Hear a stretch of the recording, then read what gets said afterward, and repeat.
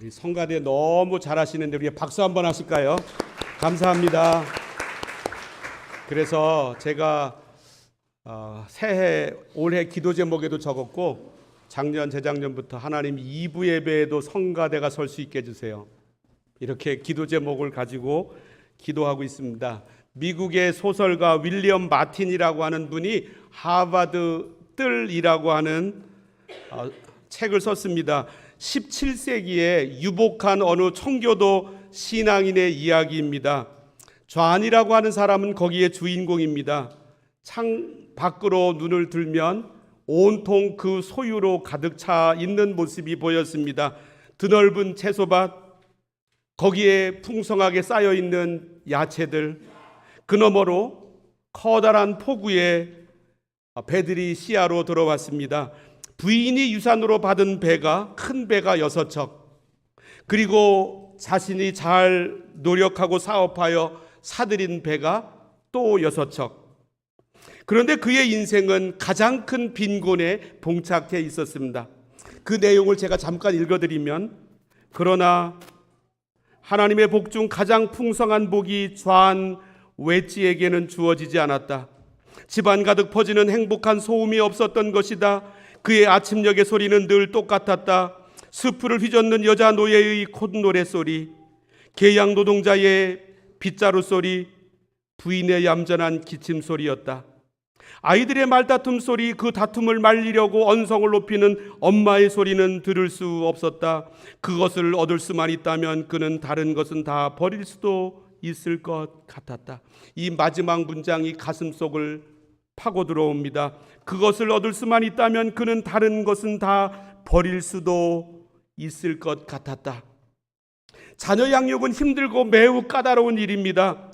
치닫거리가 얼마나 많습니까? 그러면서 잠까지도 뭉텅 빼앗아갑니다. 그러다 보면 우리 어린아이들이 선물로 보이지 않고 짐으로만 느껴집니다. 하지만 우리가 더러운 기저귀에 실증을 낼 때 자녀가 없는 부모들은 살아 숨쉬는 아기, 깨끗하게 닦아주고 싶어하는 그 아기를 갈망합니다. 아이들 때문에 직장을 그만두는 부모가 생기기도 합니다. 그때 스스로 포로가 된 것처럼 느낌이 다가오지만 자식이 없는 부모들은 웃음꽃 피는 집, 귀한 아이의 존재로 즐거움이 가득 찬 집을 상상합니다. 자녀들 때문에 큰 돈을 들여야 될 때가 있습니다. 그런데 자식 없는 부모들은 드디어 돈을 쓸 만한 가치가 있는 대상이 있음을 바라보게 됩니다. 자식들을 여기저기 데려다주고 데려오고 하는 일들을 매일 해주기 때문에 힘들어 불평이 될 때 자식이 없는 여인들은 데려다주고 데려와야 할 아이만 있다면 하루에 24시간 내내 즐겁게 운전대를 붙잡을 것이라고 생각합니다. 그래서 자녀가 감사 제목입니다. 그런데 부모가 감사하지 못할 때가 있습니다. 언제입니까? 나 자신이 부모로서 부족함을 절감할 때입니다. 우리 목사님들은 설교를 잘하기 원합니다. 그래서 설교를 잘하시는 이전의 선배 목사님들의 설교문을 많이 읽습니다. 그 중에서 기독교 역사상 설교를 제일 잘하는 분으로 꼽히는 찰스 스펄전 목사님이 계십니다. 이분을 영국 런던에서 사역하셨습니다. 1800년대 분입니다. 이분에게 별명이 붙여졌는데 설교의 황제였습니다. 이분의 설교를 들으러 수많은 사람들이 몰려들자 런던에 있는 그 교회는 6,000명이 들어갈 수 있는 새로운 예배당을 지었습니다. 그리고 주일 설교가 끝나면 영어권 다른 나라, 영국이든 미국이든 다른 나라의 일간지에 그의 설교문이 실렸습니다. 그런데 이분은 자신의 설교에서 이런 고백을 했습니다. 나는 이 일의 적임자가 되지 못해 늘 애통한 마음을 가집니다. 스펄전은 설교자로서 설교의 황태자라고 하는 이름이 붙여진 분이었습니다. 누가 보기에도 그분은 탁월했습니다. 그런데도 이분은 스스로가 부족함을 느낀다라고 하는 사실을 누가 상상이나 했겠습니까? 그런데 유능한 부모들 중에서도 그와 똑같은 심정을 느끼는 분들이 많이 있습니다. 이렇게 생각합니다. 나는 이 일에 역부족이다. 자식을 키우는데 필요한 신앙도 에너지도 수완도 능력도 없다 나한테는. 이런 기분이 드신 적이 있으십니까? 왜 그렇습니까? 바로 여기에서 일하는 존재가 있습니다. 그 존재의 이름은 사탄입니다. 사탄의 별명은 고발자입니다. 그 성경에 나오는 욥이 어떻게 고발을 잘하는지 욥기에 이렇게 쓰여져 있습니다. 여호와께서 사단에게 이르시되 내가 네 종 욥을 주의하여 보았느냐? 그와 같이 온전하고 정직하여 하나님을 경외하며 악에서 떠난 자는 세상에 없느니라. 사단이 여호와께 대답하여 이르되 욥이 어찌 까닭없이 하나님을 경외하리이까? 주께서 그와 그의 집과 그의 모든 소유물을 울타리로 두르심 때문이 아니니까? 주께서 그의 손으로 하신 바를 복되게 하사 그의 소유물이 땅에 넘치게 하셨음이니이다. 이제 주의 손을 펴서 그의 모든 소유물을 치소서.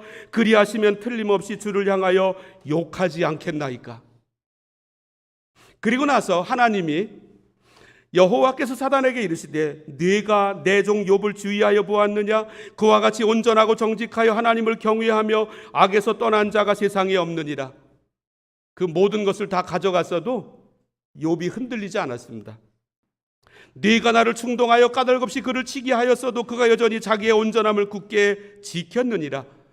사단이 여호와께 대답하여 이르되 가죽으로 가죽을 바꾸오니 사람이 그의 모든 소유물로 자기의 생명을 바꾸올지라. 이제 주의 손을 펴서 그의 뼈와 살을 치소서. 그리하시면 틀림없이 주를 향하여 욕하지 않겠나이까? 사단은 기죽이는 데 명수입니다. 고발의 대가입니다. 간악한 질문으로 우리의 마음을 아주 심란하게 만듭니다. 내가 누구라고 자식을 키워? 하고 많은 사람들 중에 하필 내가 이 아이들의 부모가 되었을까? 아마 이 아이들은 내가 없으면 더 잘 될 것이다.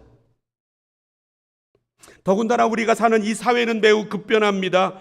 우리가 받았던 이전의 교육은 이 사회에서 지금 너무나 뒤떨어져 있습니다.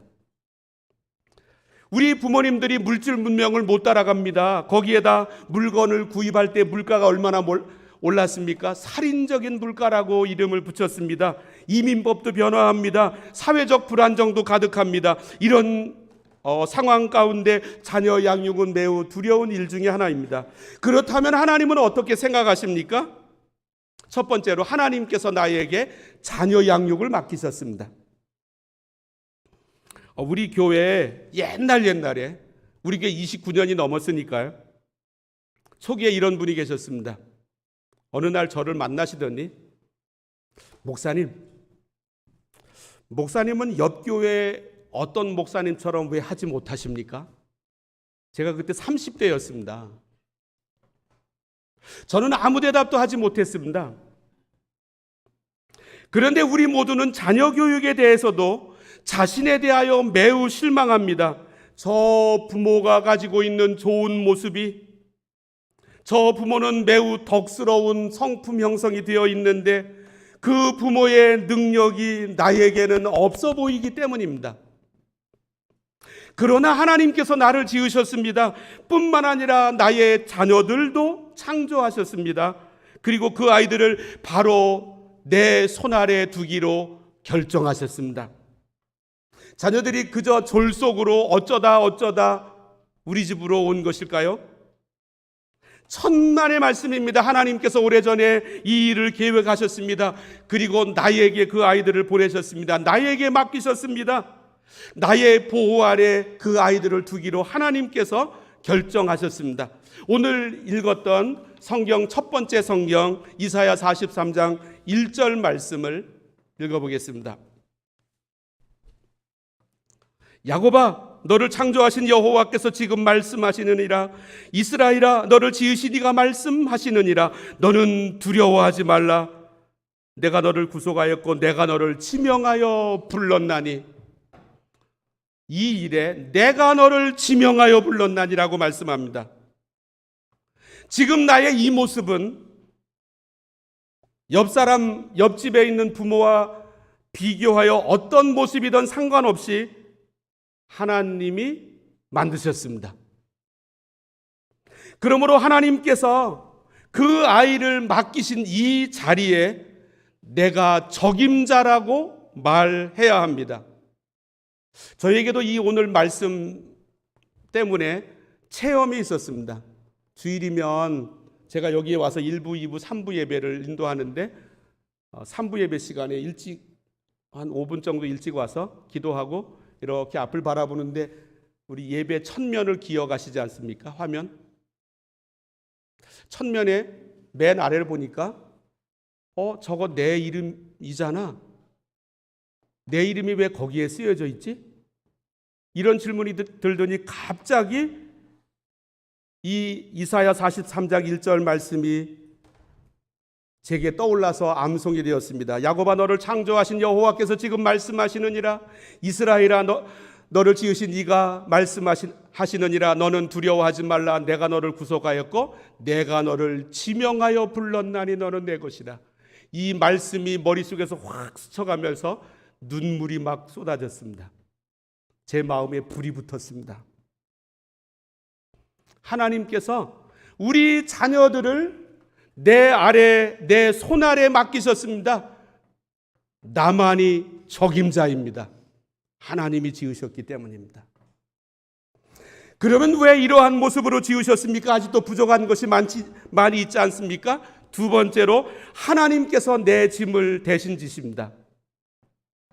1848년도 루마니아의 범브란트라고 하는 목사님이 계셨습니다.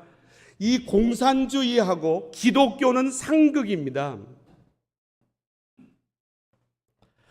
루마니아가 공산국가가 될 때 체포되어서 이분이 14년간 옥고를 치렀습니다.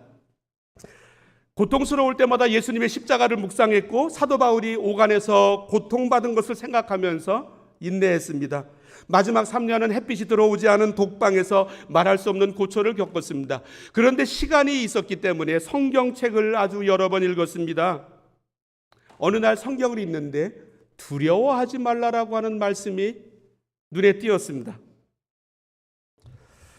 그래서 두려워하지 말라라고 하는 말씀이 성경에 몇 번이나 기록되어 있을까 다시 한번 성경을 읽으면서 창세기부터 요한계시록까지 하나하나 세면서 읽었습니다.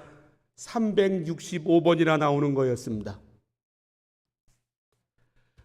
왜 성경에는 두려워하지 말라라고 하는 말씀이 365번이나 기록되어 있을까?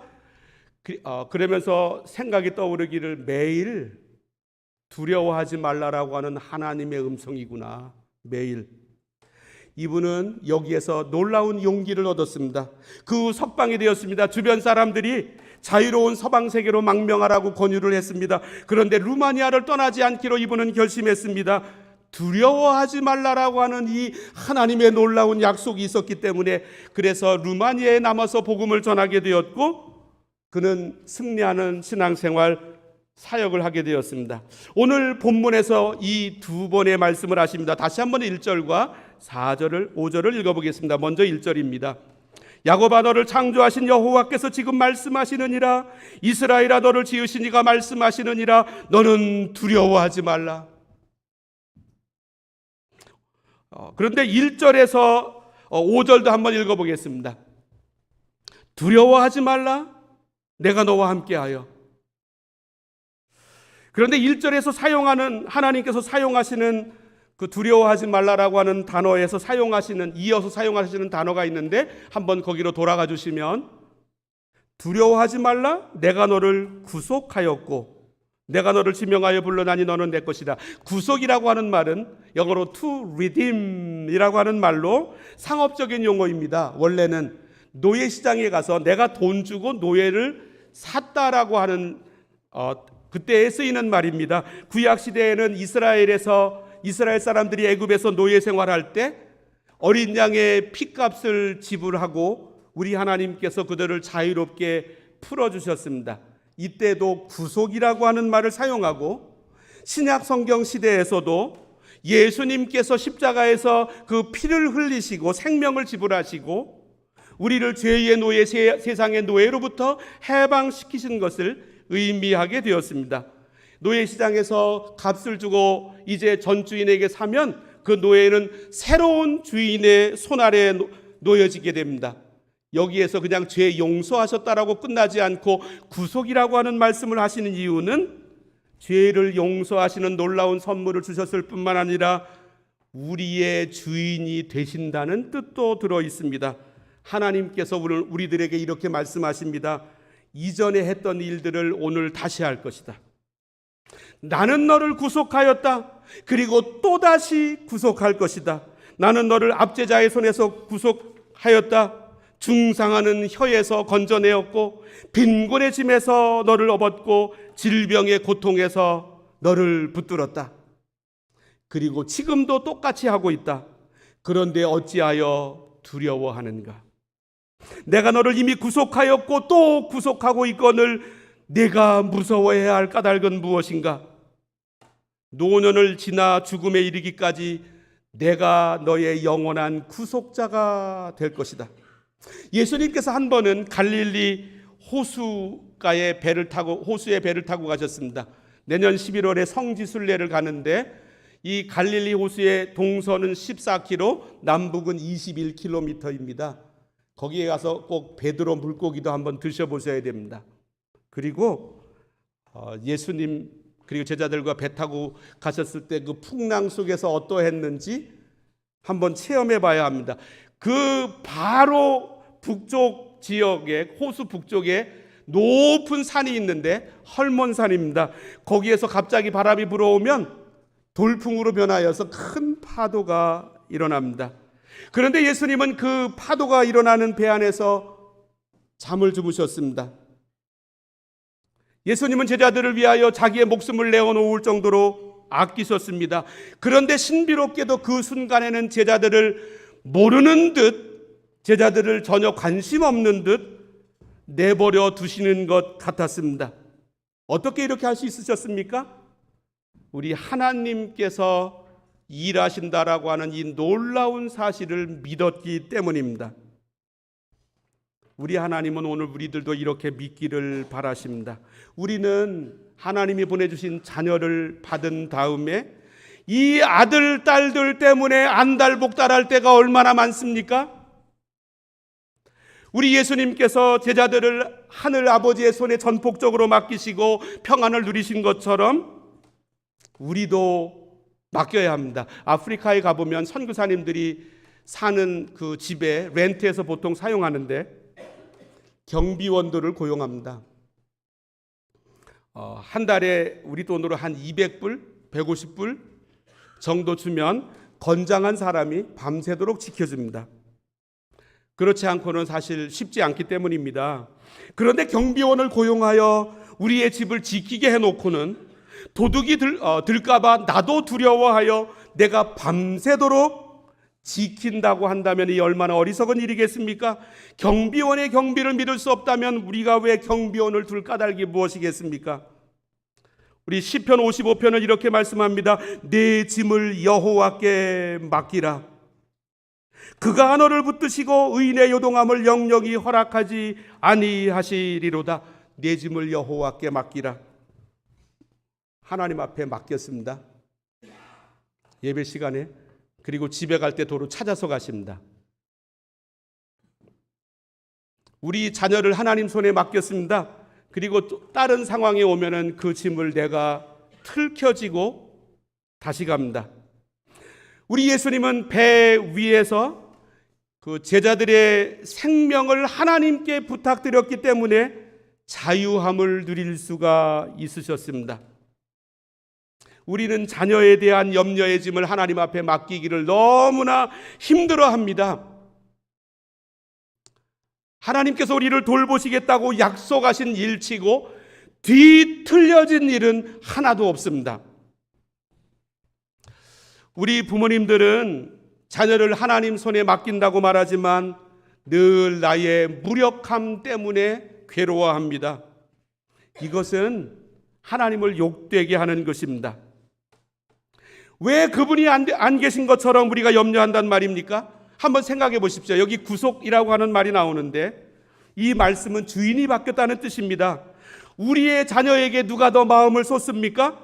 우리입니까? 우리의 하늘 아버지이십니까? 우리가 자녀들을 보호하기에 누가 능히 준비를 더 잘하고 능력이 있습니까? 우리입니까? 하나님입니까? 우리는 그저 아주 많이 돈을 쌓아놓으면 10년 정도는 자녀들 앞길을 보호해 줄 수 있을 것이라고 생각하지만 우리 하나님은 10년만이 아니라 영원까지 앞을 내다보고 우리 자녀들을 이끌어 가십니다. 우리 하나님께서 우리 자녀들을 돌봐 주십니다. 그래서 바울은 로마서 8장에서 이렇게 말씀합니다. 자기 아들을 아끼지 아니하시고 우리 모든 사람을 위하여 내주시니가 어찌 그 아들과 함께 모든 것을 우리에게 주시지 아니하겠느냐. 우리에게는, 그리고 우리 아들 딸에게는 예수님의 피가 묻어 있습니다. 따라서 그분이 주인이십니다. 그분이 구속하셨습니다. 우리 하나님께서 대신 짊어지십니다. 그런데 왜 우리에게 부족함이 여전히 나타나고 있습니까? 세 번째로 하나님께서 자녀 양육에 일하십니다. 2절 말씀을 읽어보겠습니다. 내가 물 가운데로 지날 때 내가 너와 함께 할 것이라. 강을 건널 때 물이 너를 침몰하지 못할 것이며 네가 불 가운데로 지날 때에 타지도 아니할 것이요 불꽃이 너를 사르지도 못하리니. 하나님은 그 홍수를 없애주신다고 약속하신 적이 없으십니다. 왜 나에게 홍수가 일어납니까? 우리 하나님은 저 집까지도 다 불태워버릴 것 같은 산불과 같은 큰 불꽃을 없애주신다고 약속하신 적이 없으십니다. 그러나 물 가운데로께서도 보호하시고 또 불 가운데서도 지켜주신다고 하셨습니다. 4절 말씀을 읽어보겠습니다. 내가 내 눈에 보배롭고 존귀하며 내가 너를 사랑하였은즉 내가 네 대신 사람들을 내어주며 백성들이 네 생명을 대신하리니. 예수님께서 어린아이에 대하여 이렇게 말씀하신 적이 있으십니다. 마태복음 18장을 보면 한 어린아이를 가운데 세우시고 너희가 돌이켜 어린아이들과 같이 되지 아니하면 결단코 천국에 들어가지 못하리라.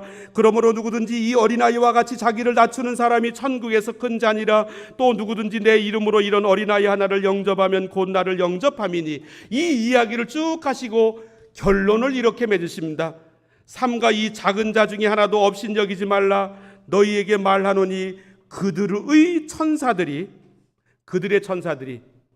하나님께서 아이들 한 명 한 명에게 천사를 파송하셨습니다. 그것만이 아니고 그들의 천사들이 하늘에서 하늘에 계신 내 아버지의 얼굴을 항상 배옵느니라. 내 아이를 위하여 하나님께서 파송하신 천사들이 하나님의 얼굴을 늘 뵈면서 이 아이의 상황을 하나님 손에 올려드리고 하나님의 놀라운 일들을 이 아이를 위하여 대신 일하고 있습니다. 우리 아이들은 그저 내 능력 아래에 있는 아이들이 아닙니다. 자기들의 혼자의 힘으로 자라나는 아이들이 아닙니다. 하나님께서 천사를 보내셔서 그 하나님의 얼굴을 매일 이 아이 때문에 뵙는 일을 하게 하시고 그리고 이 천사를 통해서 이 아이들을 키워가십니다. 하나님이 아이들에게 임재하십니다. 앞길을 열어주십니다. 저는 이 말씀을 준비하는 가운데 복음성가 하나가 떠올랐는데, 날이 저물어 갈 때 빈들에서 걸을 때, 그때가 하나님의 때.